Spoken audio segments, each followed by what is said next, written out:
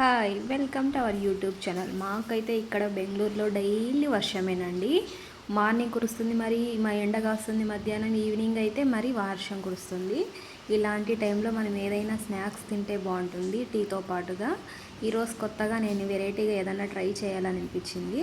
అందుకే మొక్కజొన్న పొత్తులతో వడ చేయాలనుకుంటున్నా. ఈ మొక్కజొన్న పొత్తుల్ని ఫస్ట్ నీట్గా శుభ్రం చేసి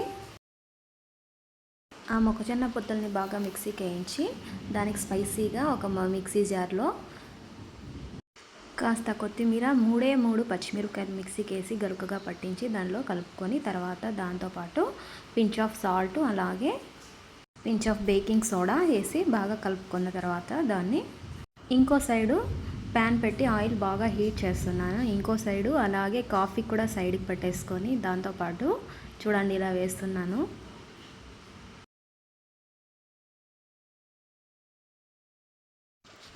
ఇలా అన్నింటినీ వేసుకున్న తర్వాత ఇవి మొక్కజొన్న పొత్తులు పచ్చిగా ఉంటాయి కదండి, అందుకే లోపల కూడా బాగా మెత్తగా ఉడకాలి, లోపల కూడా ఫుల్ డ్రై అయిపోవాలి.